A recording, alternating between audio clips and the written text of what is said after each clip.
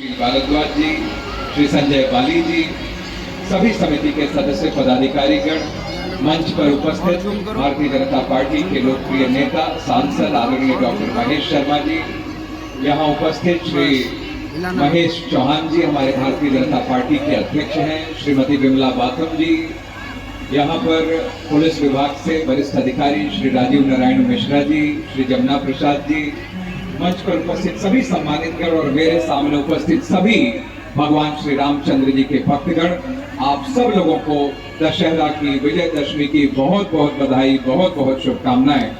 मैं जानता हूं कि इस समय आप सब लोग, कोई कुछ सुनना भी नहीं चाहता, आप सब लोग चाहते हैं तो सिर्फ इतना चाहते हैं कि जल्द से जल्द यह अधर्म के प्रतीक और बुराई के प्रतीक रावण का दहन होना चाहिए, और हम सब लोग भी यही चाहते हैं।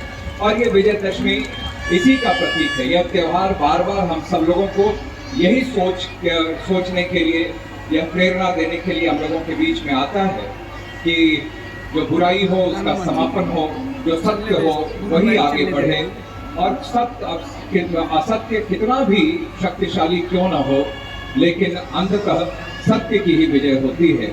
भगवान राम के चरित्र को हम सब लोग जानते हैं। यहाँ पर रामलीला का मंचन हुआ और हर साल ये हम सब लोग देखते हैं, लेकिन उसके बावजूद इसमें ऐसा लगता है कि हम लोगों को हर साल कुछ नया सीखने को मिलता है, उससे प्रेरणा मिलती है। और मैं कह सकता हूँ कि अगर हम सब लोगों ने भगवान श्री रामचंद्र जी के हर एक, उनके जीवन के हर एक एस्पेक्ट से कुछ न कुछ अगर सीखा, तो एक जैसे भारत का निर्माण हम सब लोग चाहते हैं उसको बनाने में हम सब लोग निश्चित रूप से हम लोगों को सफलता मिलेगी। श्री रामचंद्र जी और रावण, इन दोनों में अगर अंतर देखिए तो ये रावण यह बलशाली भी था, बोलते हैं ज्ञानवान भी था, धनवान भी था, बलवान भी था, लेकिन उसके बावजूद वह भगवान श्री रामचंद्र जी से पराजित होता है, क्योंकि रामचंद्र जी जैसा चरित्र रावण का नहीं था। रामचंद्र जी चरित्रवान थे।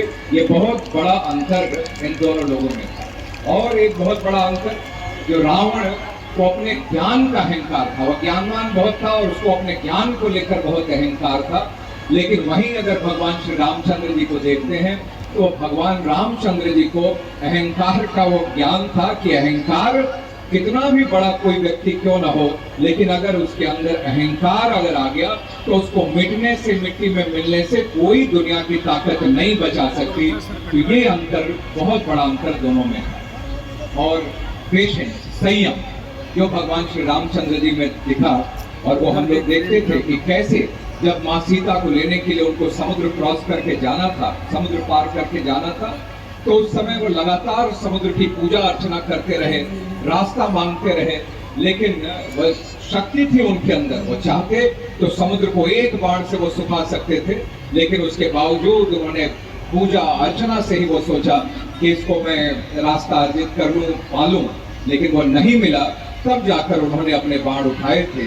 तो यह पेशेंस भी हिंदुओं में है, भगवान श्री रामचंद्र जी में है, जो हम सब लोग देखते हैं कि हिंदुस्तान भी वह आत्मरक्षा के लिए अगर कभी यह शस्त्र उठाता है तो वह आत्मरक्षा के लिए शस्त्र उठाता है। और ऐसा ही हम लोगों ने ऑपरेशन सिंदूर में भी देखा कि बहुत दिनों तक पाकिस्तान इधर ऊंचा नीचा यह करता रहता था, लेकिन एक बार जब हमारे सेना ने अगर ठान लिया तो पाकिस्तान के आतंकवादियों के अड्डों को यहाँ मिट्टी में मिला दिया। तो ये ताकत हमारे हिंदुओं में है, हमारे देश में है, यह शक्ति हमारे पास है। तो इन्हीं बातों के साथ मैं आप सब लोगों को विजयदशमी की बहुत शुभकामनाएं, दशहरा की शुभकामनाएं देते हुए, और इस विजयदशमी से एक प्रण करके हम सब लोग जाएं। यह सिर्फ यह इसलिए नहीं है कि हम हर बार आए, रामलीला देखें और उसके क्या प्रतीक क्या है विजयदशमी का, यह सिर्फ सुन लें, पढ़ लें, देख लें, बोल लें और समाप्त हो जाए, बल्कि अपने अंदर एक संकल्प होना चाहिए कि हम खुद में, आने वाले पीढ़ियों में इस बात को लोग ये डालेंगे कि जो भी हमारा कदम उठेगा वह न्याय के लिए, सत्य के लिए, ईमानदारी के लिए, भारत माता के मस्तक को ऊंचा करने के लिए उठेगा। यह संकल्प लेकर हम सब लोग जाना चाहिए। मैं एक बात जरूर ये बोलते हुए मुझे ध्यान आता है कि आज हमारे राष्ट्रीय स्वयंसेवक संघ भी 100 वर्ष पूरा, हमारा राष्ट्रीय स्वयंसेवक संघ पूरा कर रहा है। और सबसे बड़ी बात इसमें कि आज लोगों के स्नेह से, आशीर्वाद से 100 वर्ष तो पूरा किया ही, लेकिन कल प्रधानमंत्री जी ने जो सिक्का जो उन्होंने जारी किया 100 रुपए का, उसमें भी पहली बार शायद हम लोगों ने यह देखा होगा कि 100 रुपए के सिक्के पर भारत माता सिंह पर विराजमान होकर उसमें चित्र में अंकित हैं। तो ये कितनी बड़ी बात है और राष्ट्रीय स्वयंसेवक संघ के लोग उनको झुककर वह प्रणाम कर रहे हैं। ये बहुत बड़ा अंतर, ये नए भारत का यही आगाज है, यही शुरुआत है। आप सब लोगों को विजयदशमी की, दशहरा की बहुत बहुत शुभकामनाएं, बहुत बहुत बधाई। और पूरी टीम को मेरी तरफ से, संजय बाली जी, चौरसिया जी, गोविंद जी, भारद्वाज जी, सभी को और अल्पेश जी, सबको मेरी तरफ से बहुत बधाई, बहुत शुभकामनाएं। बोलिए श्री रामचंद्र महाराज की, सत्य सनातन की, सभी राम भक्तों की, श्री धार्मिक लीला समिति की, उपस्थित सभी राम भक्तों, 500 वर्षों का संघर्ष, राम मंदिर की स्थापना और हमारे पूर्वजों, बुजुर्गों, संतों, महापुरुषों का ये सपना कि देश में राम राज्य स्थापित हो। राम राज्य का मतलब कोई भूखा ना सोए,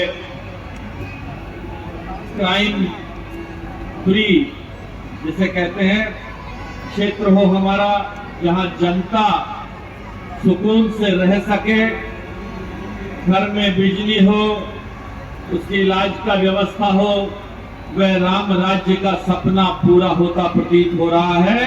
यशस्वी प्रधानमंत्री नरेंद्र मोदी जी और मुख्यमंत्री योगी आदित्यनाथ जी के नेतृत्व में आज देश और प्रदेश नई ऊंचाइयां छू रहा है।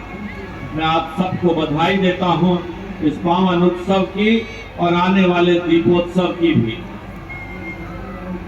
धार्मिक लीला समिति, जिससे मैं स्वयं भी 40 वर्षों से जुड़ा रहा हूं, ये बहुत बड़ी बात है कि 40 वर्षों तक लगातार इस लीला का मंचन, और हर बार सनातन धर्म लीला समिति के सानिध्य में हमारे ये कार्यकर्ता, जिसमें संजय बाली जी की मैं जिन शब्दों में प्रशंसा करूं वो शब्द कम पड़ जाएंगे, इस मंदिर व्यवस्था के साथ और इस लीला मंचन के साथ लगभग 1 महीना ये पूरी तन्मयता से, ये है अल्पेश गर्ग जी हैं, आदरणीय टीएन गोविल जी हैं, सुशील भारद्वाज जी हैं, टीएन चौरसिया जी हैं, भाई पंकज जिंदल जी हैं, अतुल मित्तल जी, रमेश भाई, शुभकरण राणा जी, और ये सारी टोली, अल्पेश गर्ग जी, ये सारी टोली जिस तन्मयता से इस आयोजन को करती है, मैं साधुवाद देता हूं। मेरे छोटे भाई जो संस्कारों की वो पूंजी लेकर आए हैं,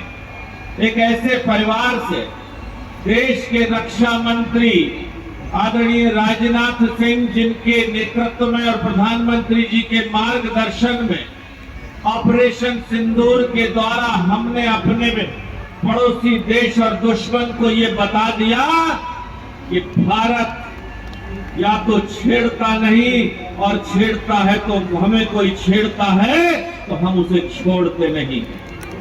ये भारत की ताकत है। आज भारत, भारतीयता, भारत के लोगों का सम्मान आज शिखर पर है। ऐसे प्रधानमंत्री नरेंद्र मोदी जी के नेतृत्व में और रक्षा मंत्री राजनाथ सिंह जी के नेतृत्व में देश ने आज वो ऊंचाइयां छुई हैं कि सबसे बड़ी विश्व की ताकत अमेरिका जैसा देश भी टैरिफ के माध्यम से हमें डरा नहीं सका।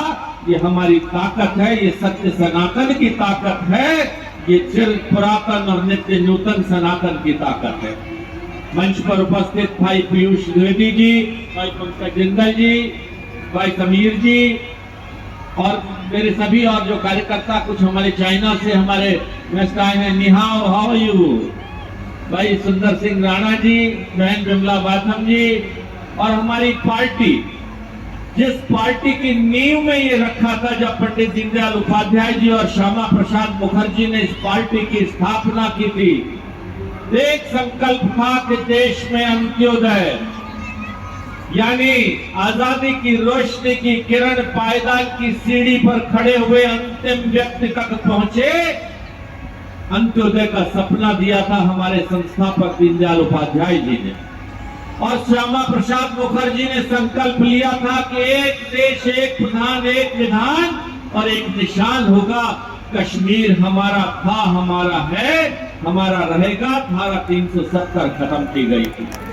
ये सपना पूरा करने में उस पार्टी के प्रतिनिधि के रूप में हमारे जिलाध्यक्ष भाई महेश चौहान जी और उनकी पूरी टोली को मैं बधाई देता हूँ, बहुत बहुत शुभकामनाएं देता हूँ। सबके नाम नहीं ले रहा हूँ, आप सबको बहुत बहुत शुभकामनाएं। भाई मधुसूदन दादू जी, पीके अग्रवाल जी और सभी कार्यकर्ताओं को कुछ नाम मैं छोड़ देता हूँ। साथियों, ये हमारा सौभाग्य है कि हम इस भारत माँ की निर्मल छाया में विश्व में अपनी पहचान बनाने की ओर अग्रसर है। 200 वर्षों का अंग्रेजों का शासन और उससे पहले 800 वर्षों का मुगलों के शासन के बाद आज भारत विश्व में एक ऐसी ताकत के रूप में उभर रहा है। उस ताकत के सामने पूरा विश्व नतमस्तक है।